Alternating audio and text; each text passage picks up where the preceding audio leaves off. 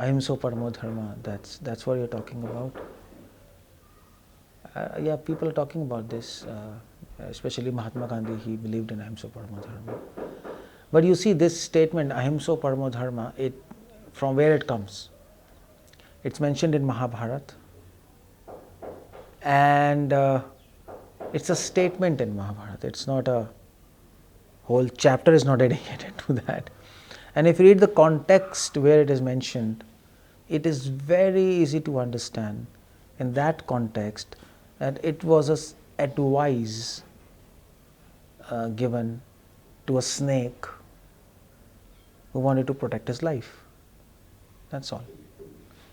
I'm not going to do the whole story, but to make it short, it's a statement in Mahabharata. It's not a principal message of that book.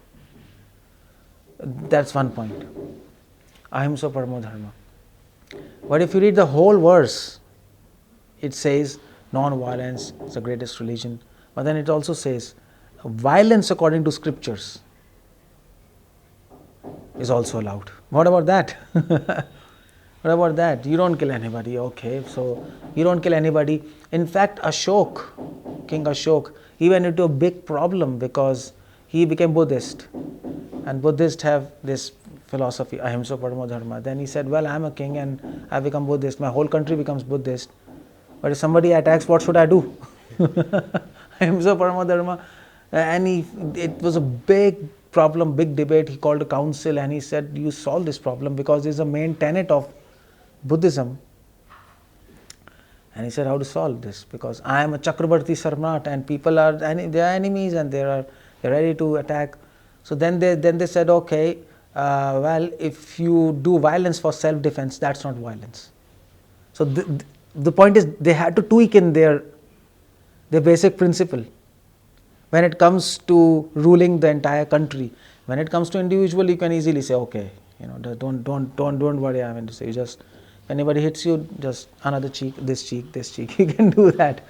But when it comes to country level and kings and territories, then it's foolishness to be non-violent. So they had to change, you see.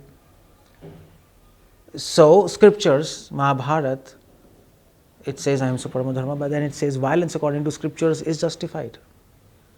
Now scriptures mention when violence can be done. If somebody attacks you, if somebody robs you, you see all this atatais, that term comes in Gita. Somebody kills you, somebody poisons you, then you have to do violence. That's all.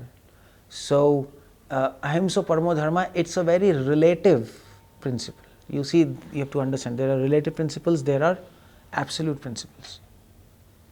So just like just like this Ashok. Now he might say, okay, Ahimsa Paramo Dharma, within his kingdom, don't fight. When it comes to other kingdoms, we have to fight. You have to change that. So these are all relative principles. They change according to circumstances, isn't it? Krishna says to Arjuna, fight. What about that? If you say Ahimsa Paramo Dharma, whole Gita vanishes. In fact, Mahatma Gandhi, he wrote in his book that if this battle happened in reality, Kurukshetra, then I will never accept Gita. But then he said, but I think this battle never happened. It's a simple story.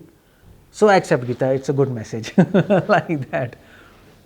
He had what to do, but there were battles in the history, and various kings, Vedic kings, they fought the battle and they were glorious, and they were Dharmaraj, Yudhishthira Dharmaraj, he was fighting. What about them? They were all fools or what? No, because they understood what is relative principles, what is absolute principle. To violence, non-violence, there are all relative principles.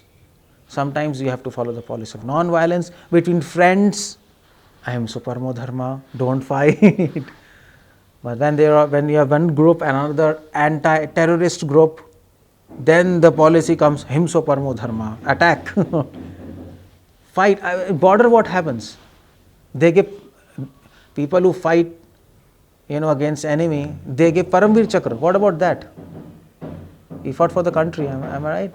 So these are all relative principles. Absolute principle, this has nothing to do with absolute principle. Violence, non-violence. Absolute principle is to actually serve God and love Him. That's the absolute principle.